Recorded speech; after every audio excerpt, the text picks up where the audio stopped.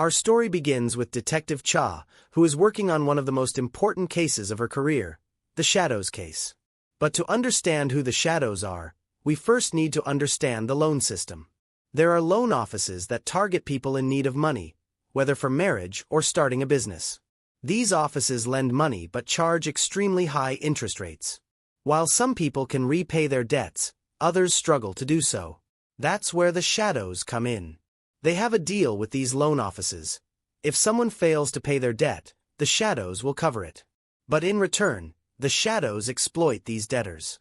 They either harvest and sell their organs or traffic them, especially women, forcing them into illegal activities like drugs and other crimes. Thanks to a tip from one of her undercover informants, who was close to the leader of the Shadows, Cha manages to track him down. His name is Hack. She successfully sets him up and catches him red-handed. With his arrest, she believes she has finally closed the case and taken the Shadows down for good. But 3 years later, we meet our main character, Kim. He works as an accountant at a bank and lives a simple life. He's very careful with his spending and even rides a bicycle to work. One day, he visits an upscale jewelry store and buys a beautiful diamond ring. He plans to propose to his girlfriend, Jo.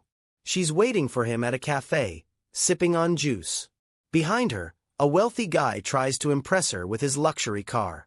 She mocks him, saying he either stole it or his rich parents bought it for him. In either case, he doesn't deserve it.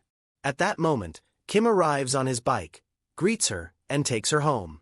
On the way, he tells her he wants to meet her family to discuss something important. Jo hesitates, trying to postpone it, saying the house is a mess, and her brother and his wife are fighting. But Kim insists, he has to meet them right away.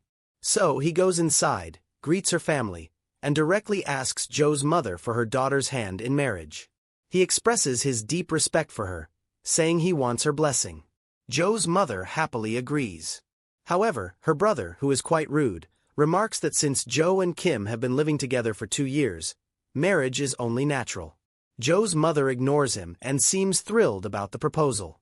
But Jo herself reacts strangely. She doesn't look as happy as she should. Later, she talks to Kim privately, saying she wants to be with him, but his mother will never approve of their marriage. Kim's mother is known to be controlling, and she has had many conflicts with Jo in the past. However, Kim reassures Jo that he no longer cares about his mother's opinion. He'll marry her no matter what. He gives her the ring and asks her to think about becoming his beautiful bride. That night, Jo decides to sleep at her family's house. Her mother enters her room in tears, begging her to accept Kim's proposal before he finds out about her past and changes his mind. Jo gets angry, telling her mother to stay out of it. It's clear Jo is hiding something big. Something that, if Kim ever found out, might make him stop loving her. The next day, in prison, we see Hack, the leader of the Shadows, taking a shower. On his back, there's a tattoo of a woman who looks exactly like Jo. During visiting hours, Hack meets with his right-hand man, Lee, and asks about his girlfriend. That's when we learn that Hack's girlfriend is Jo. He also finds out she's dating a bank accountant named Kim. Hack knows everything about her and clearly has sinister intentions for her. Meanwhile, back in Kim's life, we learn that he isn't just an accountant. He's actually the head of the accounting department. He's known as a robot at work, strict, serious, and never jokes around. His only friend at the bank is a co-worker named Han. One important thing to note: Kim doesn't get along with his boss. His boss is corrupt, constantly accepting bribes and engaging in shady business, which goes against Kim's morals. Kim does everything he can to sabotage his boss's illegal activities and stay away from him. That evening, Kim and Jo head to her house. She calls him while she's there, saying she has something very important to tell him when he gets home. She also asks him to pick up some fried chicken, her favorite. Kim is overjoyed because he assumes this means Jo has finally agreed to marry him but is too shy to say it outright. Meanwhile, Jo is in the kitchen preparing dinner when her phone rings. She ignores it at first, but then a message pops up. When she reads it, her face turns pale. Hours later, Kim arrives at his favorite fried chicken shop. The young worker there recognizes him. They went to high school together. But when Kim gets home, Jo is nowhere to be found. He tries calling her, but her phone is turned off. The next day, Kim takes a leave from work and goes to Joe's workplace to ask about her. Her manager tells him that Joe didn't come in today. She also mentions how happy she was about their engagement, which surprises Kim. He thought Joe wasn't sure about marrying him, but it turns out she had already told her manager she was excited. Feeling more concerned, Kim heads to Joe's family home and asks her mother and brother if they have seen her, but they also have no idea where she is. She wasn't with them the night before. 3 days pass, and Kim searches for Joe everywhere like a madman, but there's no trace of her. Desperate, he goes to the police station to file a missing person report. The officer handling his case is dismissive and tells him that Joe will probably return on her own in a few days. Frustrated, Kim insists that his fiancée is missing and they were supposed to get married, but the officer just scoffs and suggests that maybe she got tired of him and left. This leads to an argument, and the scene gets heated until Detective Cha steps in to break it up. Kim then calls Joe's brother and asks him to come to the police station to file the report as a family member. After that, Kim and Joe's brother return home to figure out their next steps. While they're talking, Joe's sister-in-law suddenly calls out to her husband, saying she found something strange in Joe's room. It's a pregnancy test, with a positive result. Kim is shocked. He realizes this must have been the important news Joe wanted to tell him before she disappeared. The next day, he goes out and buys a baby crib, setting it up in their home with the firm belief that Joe will come back safe. Meanwhile, Detective Cha receives Joe's missing person report. The moment she sees Joe's photo, she is stunned. Joe wasn't just any ordinary woman. She was actually Cha's undercover informant. Thanks to Joe's help, Cha had been able to arrest Hak, the leader of the Shadows.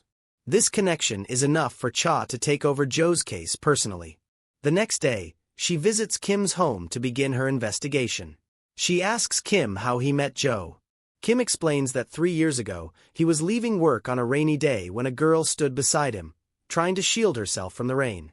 Since she didn't have an umbrella, he gave her his. It was love at first sight. But after that day, she vanished completely. A year later, he met her again in the exact same spot under similar circumstances. That's when their relationship truly began, and they eventually started living together. Now, she's pregnant. But suddenly, she's disappeared again. Cha then asks if Kim ever knew anything about Joe's past before they met, or if she had any enemies.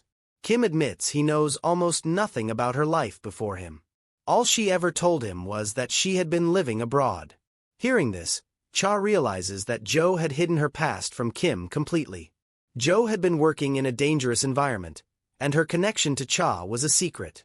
However, Cha decides not to reveal this to Kim just yet. Later, Cha meets up with her colleague, Officer Park. It's revealed that they are in a romantic relationship and live together. Cha tells Park about Joe, how she was her informant, how they worked together to take down Hak, and how Joe is now missing. Cha suspects Hak is somehow involved, but Park reminds her that Hak is still in prison, with 7 more years left on his sentence. Meanwhile, Kim sits with his friend Han at work and hands him a phone number he found in Joe's car. He asks Han to check if this number is linked to any bank accounts. The next day, Han gives Kim the results. The number belongs to a man named Gio. He even provides Kim with Gio's workplace address. That evening, Kim goes to find him. Gio runs what appears to be a regular construction company, but in reality, it's just a front. His real business? A loan office, one of the same shady businesses we learned about earlier. Kim still doesn't know what connection Ji-ho has to his girlfriend, but he keeps following him until they arrive at the restaurant where he's supposed to have dinner with Han. Kim introduces himself to Ji-ho, and they spend the evening together.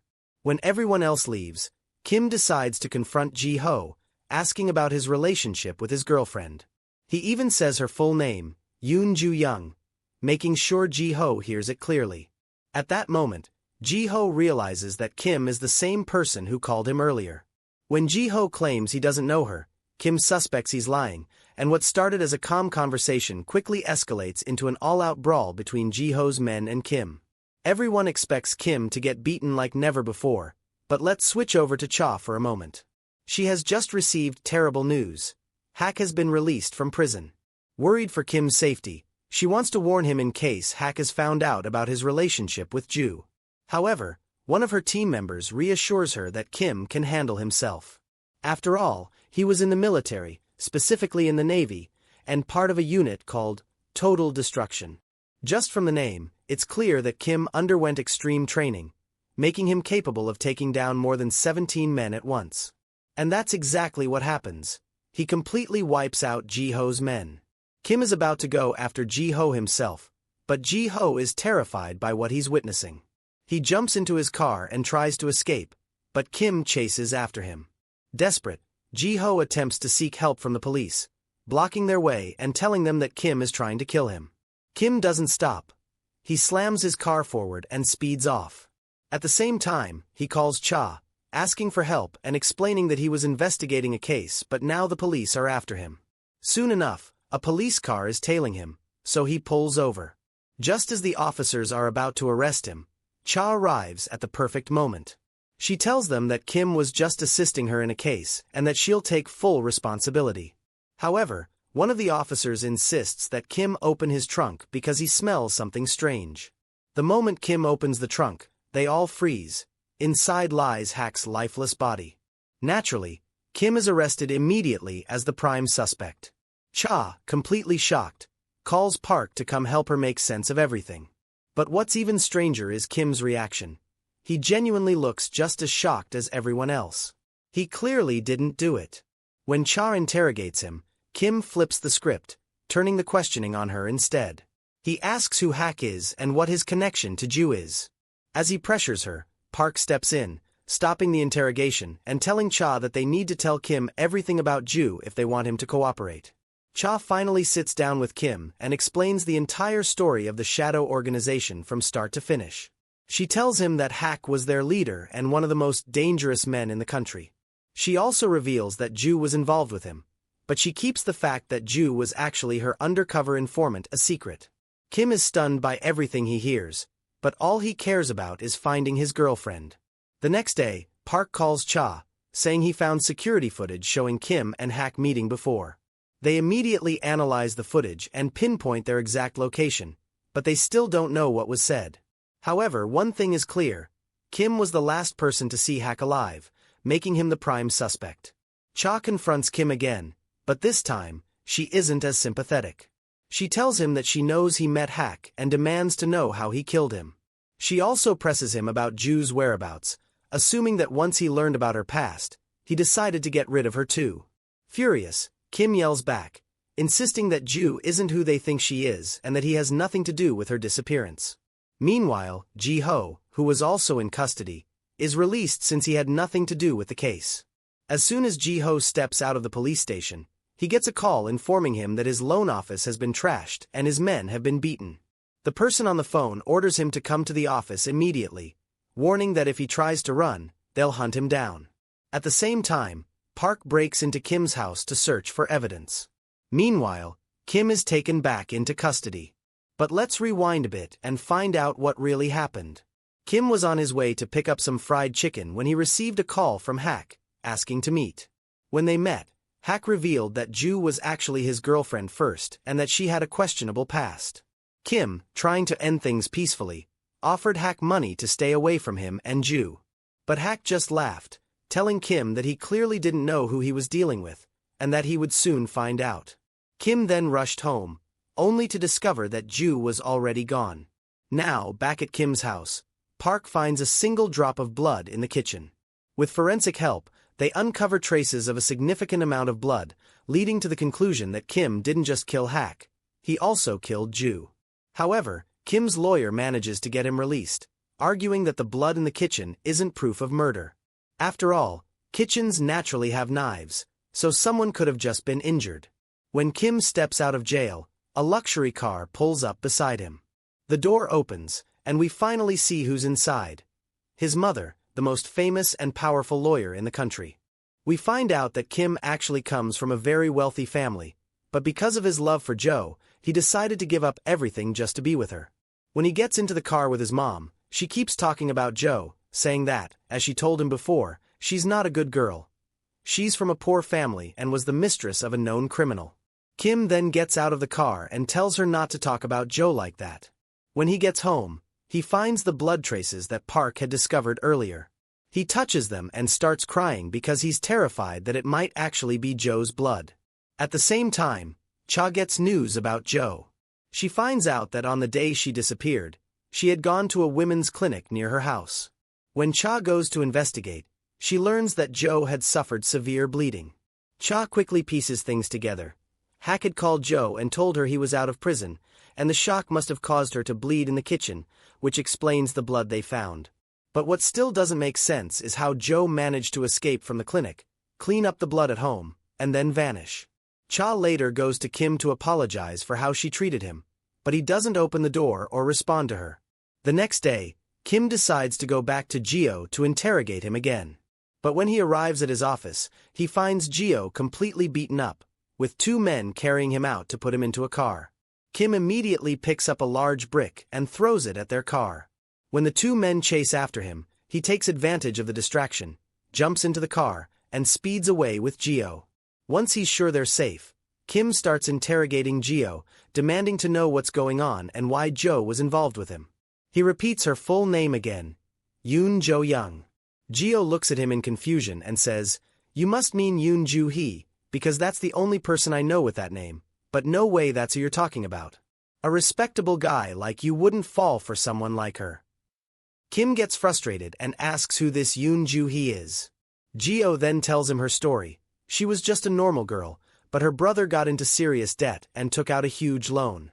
When he couldn't pay it back, he sold his own sister to the Shadows.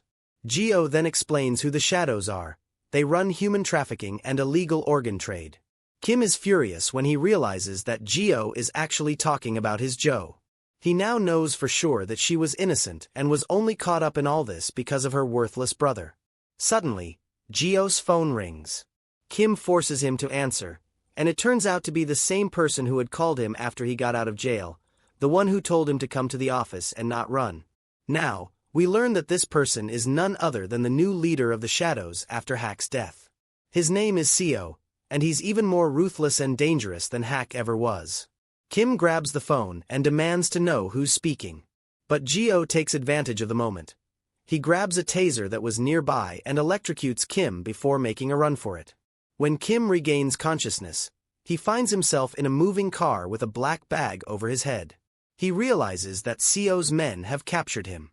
Kim immediately starts panicking and tells them he desperately needs to use the bathroom. The men laugh at him, saying it's the oldest trick in the book to try to escape. But they are shocked when Kim actually does it. He soils himself in the car. The smell is so unbearable that they're forced to stop and take him to a public restroom. Inside, Kim is alone with only two of Seo's men. He seizes the opportunity, takes them down, and escapes. He then rents a small, cheap motel room and washes his suit himself. We learn that this suit was a gift from Joe, which is why it means so much to him. Meanwhile, Seo is furious when he finds out that Kim managed to escape. But he gets even angrier when he receives a call from someone he calls secretary. Kim, on the other hand, goes to a mysterious location where an old man is sitting. Seo shows this man immense respect and is visibly terrified in his presence. We then learn that this old man is Kong, the true mastermind behind the Shadows. He controls everything from the Shadows, and Seo, despite being the leader, is nothing more than one of his subordinates. Kong demands that Seo bring him the person responsible for Hack's death, as Hack was very dear to him. After Seo leaves, Kong orders his secretary to find the girl that Hack was after. He means Joe. We find out that Kang's secretary is his right-hand man, handling all his dirty work. Meanwhile, Kim returns home and finds Joe's brother and his wife there. He loses his temper and beats the brother until he confesses everything, that he was the one who got Joe involved in the loan mess. But Kim forces himself to calm down because he needs to think carefully about what to do next. At the same time, Cha is interrogating one of Joe's old friends, a woman named Hwa, who used to work with Joe in Hack's illegal business. Hwa claims she hasn't heard from Joe in a long time. But then, Kim barges in and demands answers. Hwa insists that she truly knows nothing about Joe's whereabouts. Cha then turns to Kim and asks him a chilling question. "Did you lie to me when you said you knew nothing about your girlfriend's past?" So he tells her that he's not obligated to answer her at all and actually leaves. She is left to interpret what happened, so Wa explains that a long time ago, Joe asked to meet her and, feeling embarrassed, told her that she didn't want them to be friends or meet again. She had found the man she loved and decided to live with him. If he ever found out about her past, he definitely wouldn't want to stay with her. However, sometime after that meeting, Wa needed money from Joe, so she called her to ask for it. But Joe couldn't talk freely because Kim was with her. The next day, Kim himself asked to meet Wa, gave her the money she needed, and asked her not to tell Joe anything or let her know that he was aware of her past. He had actually known everything from the beginning but didn't want to hurt or upset Joe. After Cha leaves Wa, Seo approaches Wa, as he also knows her well. After some threats and a bit of beating, he takes her phone and starts searching through it. It turns out she had actually been in contact with Joe all along and had been lying to everyone. From Joe's phone number, they track her location and decide to go after her immediately. Seo leaves one of his men behind with Wa, but she's not easy to handle. She manages to seduce him, suddenly attacks him, and escapes. She quickly calls Kim, tells him Joe's location, and urges him to get there fast because many people are already on their way to her. Kim speeds towards Joe, racing against time to reach her before they do. Along the way, we finally learn how Kim and Joe actually met. This time, it's the real story. It turns out they attended the same high school. Joe was the most popular girl, while Kim was the most hated because he acted like a robot, never joked around, and had no friends. One day, Kim sees a fruit vendor outside the school and goes to buy some. He notices Joe standing far away, trying to hide, looking embarrassed. She was ashamed that her mother was a fruit vendor and didn't want anyone at school to know about it. As Kim rides his bicycle away, Joe stops him, saying she knows he figured out her secret and threatens him, warning that if he tells anyone, she will ruin his life. The next day, Kim tries to ignore Joe completely, but that annoys her even more. She tells him that he's acting suspicious and should stop looking at her so much. The same thing happens again. Joe feels too ashamed to approach her mother because a group of students is standing nearby. Kim encourages her, grabs her hand, and walks with her to her mother. When the group finds out Joe's mom is a fruit vendor, they start mocking her. Joe leaves, deeply upset. Kim waits until she calms down, then sits next to her and tells her she shouldn't be ashamed, that she's beautiful, and that her personality is even more amazing. He assures her that people won't judge her based on her family's financial situation. But Joe completely disagrees. She says people will always look down on her, just like they did when she was a child. And she's right, because the next day, the group that saw her with her mother traps her in a room, locks the door, and tries to assault her, assuming that since she's poor, no one will defend her. Fortunately, Kim had been keeping an eye on her, watching her every move.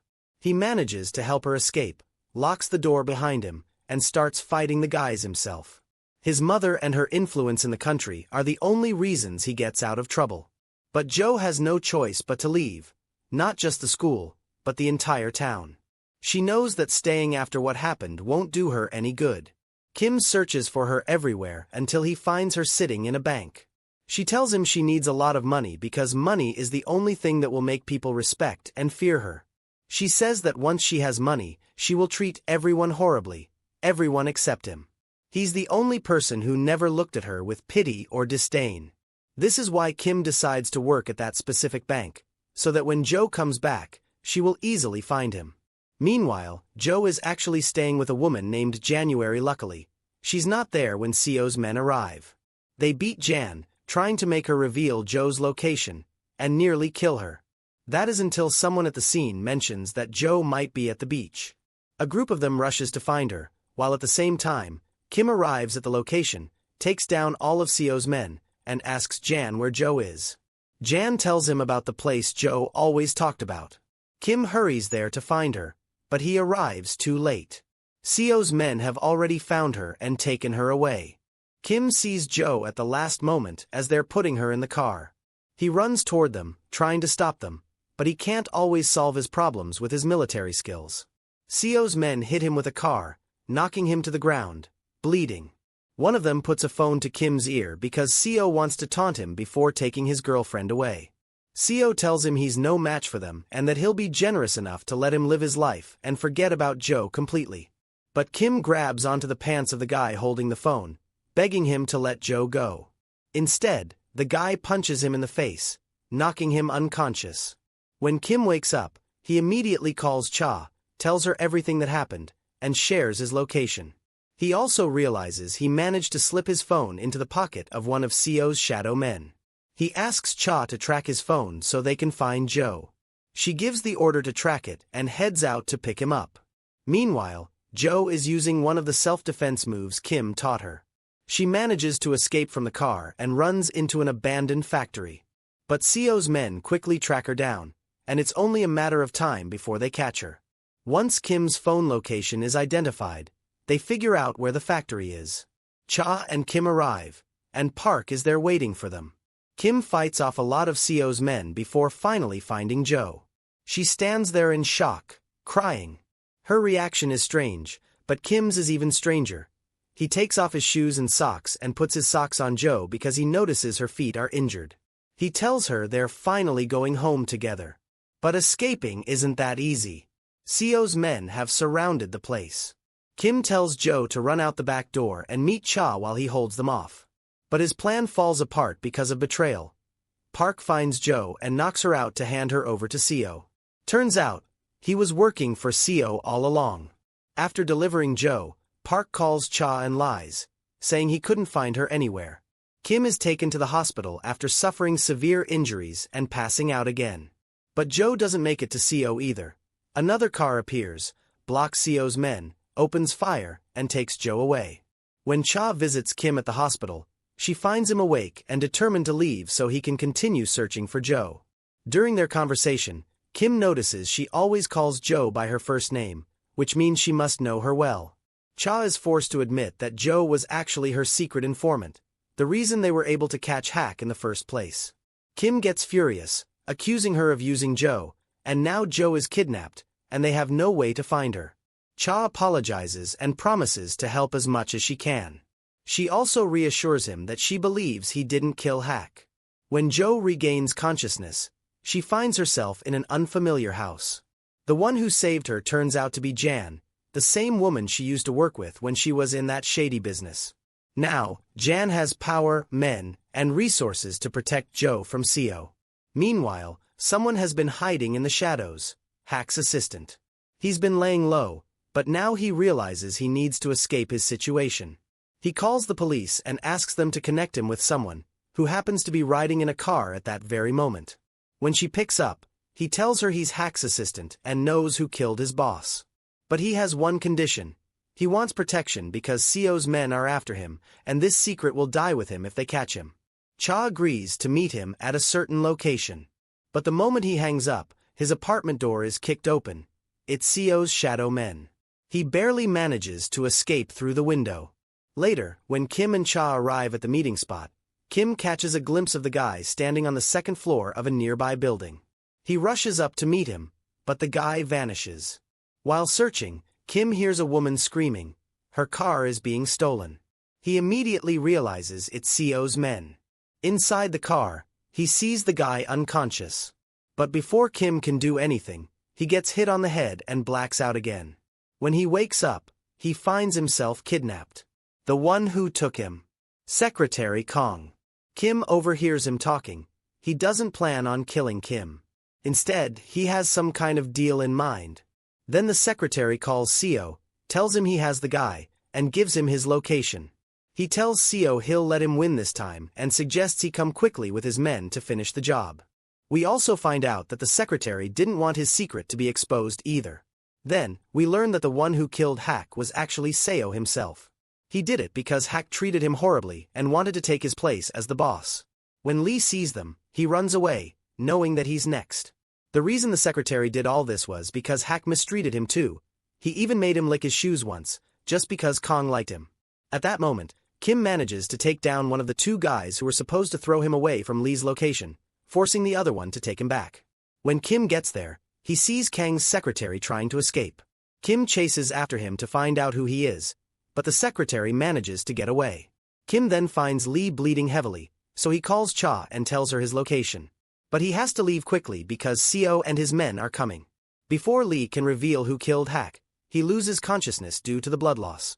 Kim carries him on his back and starts running, but Seo spots them. To avoid being recognized, Kim covers his face. Seo pulls out a knife and keeps stabbing Lee until he dies. He was about to kill Kim too, but Cha shows up just in time, forcing Seo to flee. Lee is taken to the hospital with Kim, but unfortunately, he doesn't make it. And they still don't know who really killed Hak. Later, Park goes to Lee's apartment and finds his phone. He sees that the last number Lee called before Cha was Seo's. Park immediately dials that number, and when he hears Seo's voice, he realizes that Seo is involved in Hak's murder. Or more accurately, that he's the one who did it. Now back to Kim. While he's in the car with Cha, he insists they go to Geo because he's the only one who can lead them to Seo. Geo was the guy who spoke in front of them earlier, the same guy who killed Lee and the new leader of the Shadows. They eventually track down Park's men and force them to reveal Geo's location, or else they'll be arrested. They confess and say he's at home with his girlfriend, preparing to escape. But by the time Kim and Cha arrive at Geo's girlfriend's place, the place is wrecked, and they realize that Seo's men have kidnapped both Geo and his girlfriend. Kim returns home to rest but notices that his laundry is hung the exact same way Ju used to do it. Then his phone rings. It's Ju. She's standing in the building across from his and looking right at him. She keeps apologizing, saying she had no choice and that she tried to escape but couldn't. Kim tells her that he's not mad at her, that he loves her no matter what, and that he'll fix everything for her. As he starts crying, Ju tells him not to because sadness is changing his face. He stares at her but then notices two men standing on the floor above her. He realizes they must be from the Shadows. He yells at Ju to run, then rushes downstairs to save her, but he's too late. Before she's taken, Ju tells Kim she left something for him in his backyard. Kim rushes back and finds a broken voice recorder. He hands it over to Cha, asking her to get their tech guy to fix it because he needs to hear what's on it. Meanwhile, Ju is being held captive with Geo and his girlfriend. That's when Seo finds her. He tells her that he's finally caught her and that she's coming back to work for them, whether she likes it or not. But first, she has to be punished for running away. He tells her he'll visit her at night, then leaves. Seo then takes Geo, who is barely able to speak from all the beatings. Seo is forcing Geo to take the blame for Hak's murder. He gives Geo the murder weapon and tells him to confess to the police, or he and his girlfriend will die. Left with no choice, Geo agrees. Seo's men drive Geo toward the police station, but first, they take him to Kong so he can hear Geo's confession firsthand. Meanwhile, Seo meets with Park and tells him that someone will soon confess to Hak's murder, so Park should just arrest him and stop digging deeper. Otherwise, they'll deal with him differently. Cha and Kim arrive at the police station, expecting Hak's killer to show up. But Geo doesn't stick to the deal. Instead of confessing, he grabs the murder weapon and runs. The knife slips from his hands, and Kim chases after him. Kim forces Geo into his car and speeds off, escaping both the police and Seo's men. But eventually, Seo's men block Kim's car. Geo jumps out and runs away, while Kim gets arrested. Later, when Cha tries to defend Kim, Park snaps at her, saying he's sick of her sympathizing with him and that Kim needs to be taught a lesson. However, Kim manages to escape from the police car by fighting off everyone inside. That night, he tracks down Geo, knowing where he'd be hiding because Seo's men had told him Geo always goes there when he's in trouble. When Kim finds him, he's furious, ready to beat Geo up for leaving him behind. But Geo explains that he ran away so he could survive and find a way to help Kim. Meanwhile, Seo arrives at Ju's location, just as he promised. But before he can do anything, his phone rings. It's the secretary. Kong is asking to see him immediately. After a while, we see Geo and Kim outside the place where Ju is being held. Geo managed to find the location through spies he knows in the underground world. But Ju had no idea that Kim was coming to rescue her, so she decided to take matters into her own hands. She and Geo's girlfriend worked together. Ju had a lighter and used it to burn through the ropes tying Geo's girlfriend's hands. She told her to run and get help. But by accident, Ju set the entire place on fire. Meanwhile, Seo was being tortured by Kong. Kong was furious because Seo didn't follow orders and didn't turn Geo over to the police. He also demanded that Seo bring him the girl named Judy, saying he was going to get rid of her since he knew Seo had kidnapped her.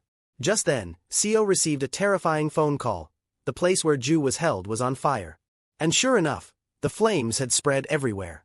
Kim ran straight into the fire to save her. But just as he saw her, a burning wooden beam fell on him. He lost consciousness, and the last thing he saw was Ju screaming his name. A while later, we see Kim outside the burning building.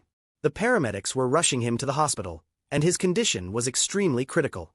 When Cha heard about it, she rushed to the hospital to check on him. At the same time, Ju's brother received a phone call informing him that his sister had died in the fire. The news also reached Cha, leaving her completely lost on what to do next. When Kong heard from Seo that Ju was dead, he ordered his men to beat Seo until he learns his lesson. They did exactly that, beating him to a pulp before dumping him in his office, broken and battered. Cha later visited Ju's family to offer her condolences, crying over the fact that she couldn't save her. Days later, Kim finally woke up in a private hospital suite, under his mother's care. When he came to, his mother's assistant was by his side. That's when he received the devastating news: Ju was dead. Meanwhile, Ju's brother and his wife opened their new restaurant using the insurance money from Ju's death. They didn't seem to care much about her loss. But when Kim walked into their restaurant, they all panicked, unsure of how to react. Kim calmly told them that he came to take something that belonged to Ju, something they had probably kept. He took it and left, returning home, where he spent the night going through her belongings while crying. The next morning, Kim received a call from Gio. Gio was in hiding, disguised and on the run from the police, who now believed he was Hack's killer. Kim went to meet Gio, still grieving, but he hadn't abandoned his mission. He was determined to take down the shadows once and for all. However, Gio had called Kim for a different reason. He wanted to know about his girlfriend, who had been with Ju. He was sure Kim must have seen her. That's when Kim's eyes lit up. He started suspecting that Ju was still alive. After all, they had only found one body. And if Gio's girlfriend had survived, she would have contacted him by now. Kim rushed to Cha and told her everything. He needed her help because there was a high chance that Ju was still alive. And he was right. Ju was the one who had saved Kim from the fire. She faked her death so that everything would settle down. Cha then handed Kim the voice recorder he had asked her to repair. She thought it was something personal. But when Kim played it, he heard Ju's voice. She had recorded a conversation with Seo, where he was threatening her. He told her that if she didn't help him, he would expose the fact that she was a secret informant for Hack. He wanted her to eliminate Hack and stay by his side, because, in his twisted way, he loved her too. Kim immediately ran to Cha at the police station and told her everything he had just heard. That's when they realized something big. Seo had known Ju was a spy all along. The question was, how? The only possible answer. There was a mole inside the police department. And the mole was standing right there, listening to everything. It was Park. Kim tried to return to his normal life, going back to his job at the bank. On his first day back, he found out that a VIP client was meeting with his manager. When he walked into the office, he was shocked to see that the VIP client was none other than Seo. Kim, having already seen Seo's pictures and knowing exactly who he was, pretended not to recognize him. He kept his composure and greeted him as if he were just another client. Seo was there to take out a loan, 2 billion won.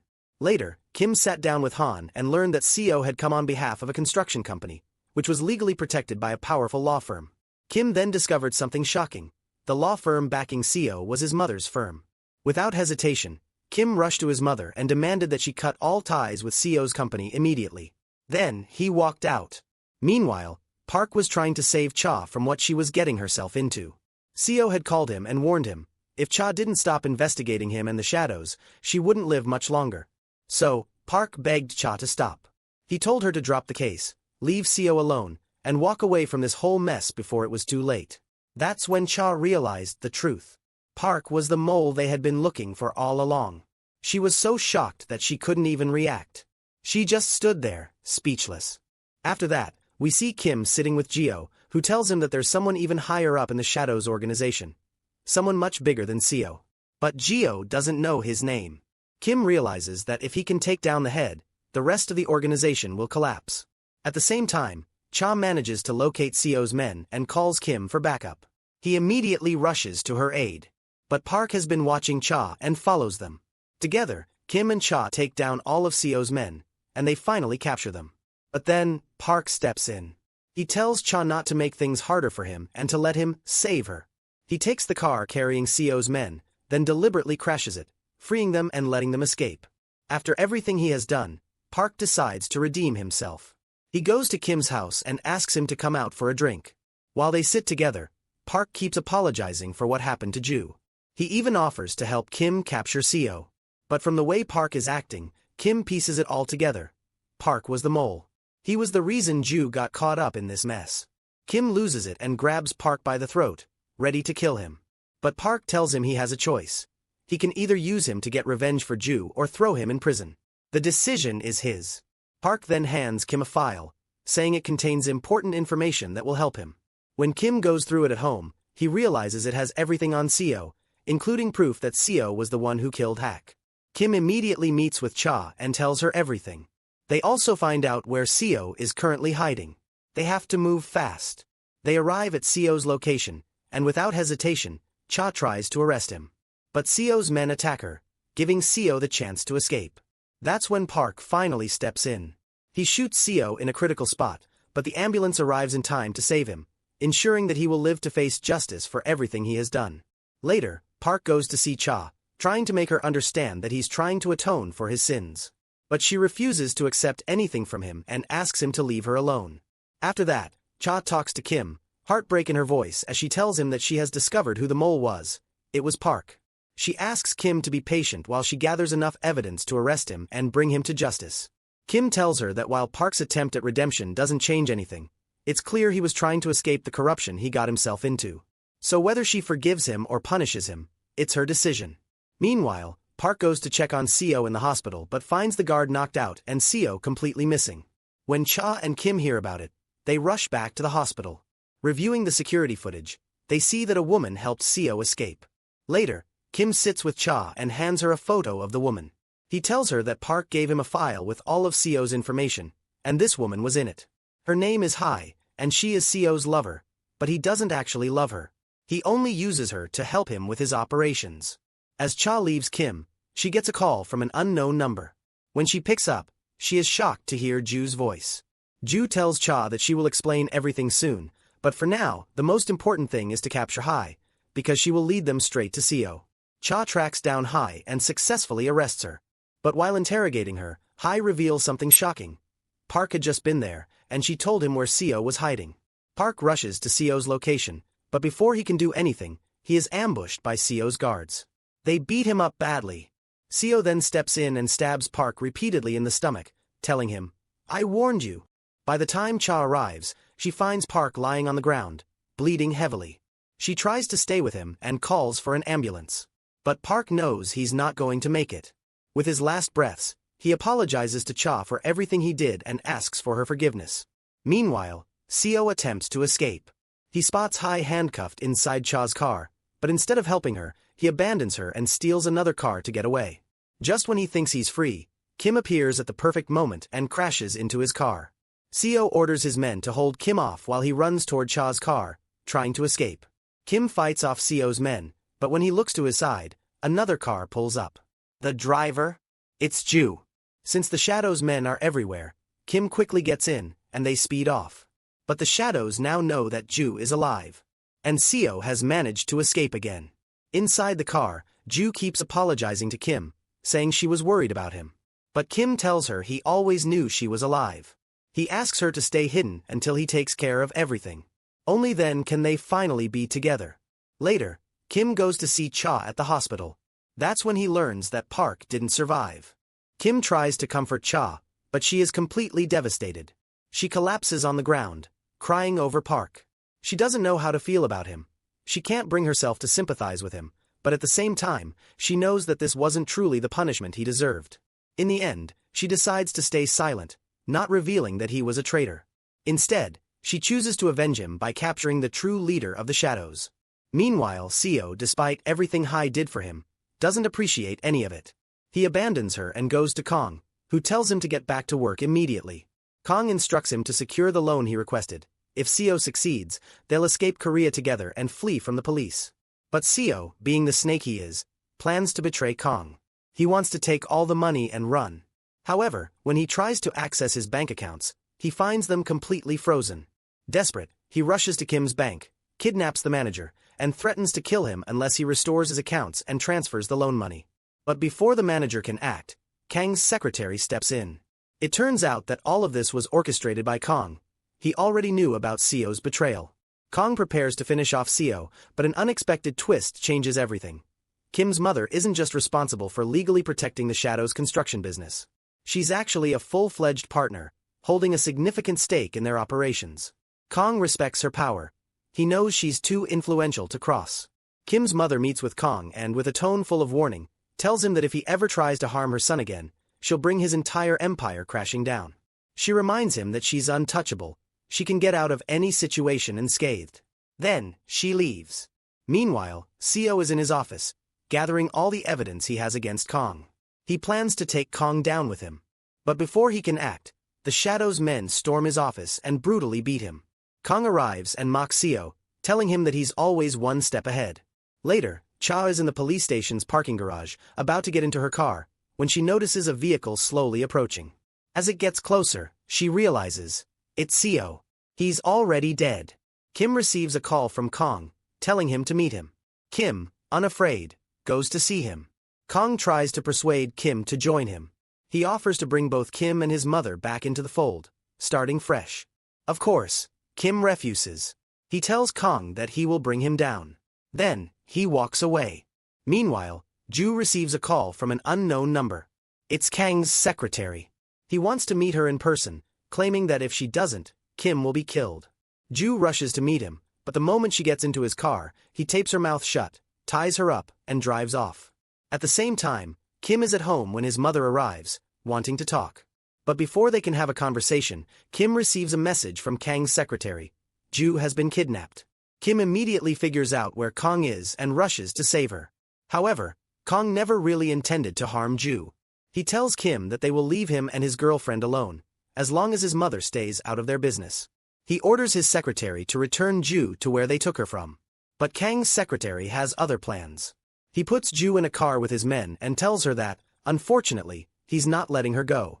Instead, he's selling her to China, returning her to the life she tried to escape. After that, he goes into hiding, setting Kong up for a fall. When Kim arrives at Kang's location, he takes down everyone in his way and demands to know where Ju is. Kong simply smirks and tells him to ask my secretary. Even in his final moments, he mocks Kim. Just as Kim is about to end Kong once and for all, Cha arrives in time to stop him. Instead, she arrests Kong. Kim, however, has no time to celebrate. He has to find Ju. Then, he gets a call from one of Geo's men. He had been keeping an eye on Kang's secretary and knows exactly where Ju is. Kim rushes to the location. Ju is moments away from being shipped off to China and sold, but Kim gets there just in time to save her. He tells her, I finally did it. The shadows are gone, just like I promised. Cha arrives soon after, arresting everyone at the scene. But suddenly, someone attacks Kim. It's Geo. Geo tells Kim that he thought he could trust him, but in the end, Kim only used him to get to Ju. He also accuses Kim of lying about Geo's girlfriend's fate. If she had survived, she would have contacted him. Instead, she died in Ju's place. And this is Kim's punishment. Geo stabs Kim in a vital spot. Kim collapses to the ground, bleeding out.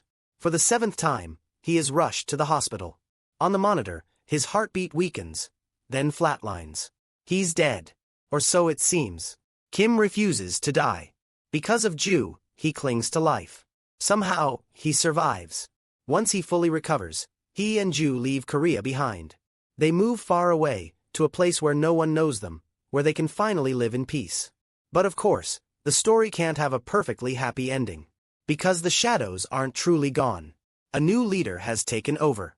And she's far more dangerous than Kong ever was. Her name, Jan. So, will someone rise to destroy the shadows once and for all? Or will evil continue to win? Honestly, I don't know. And I don't want to know. Because there's no plan for a second season, and I highly doubt there ever will be.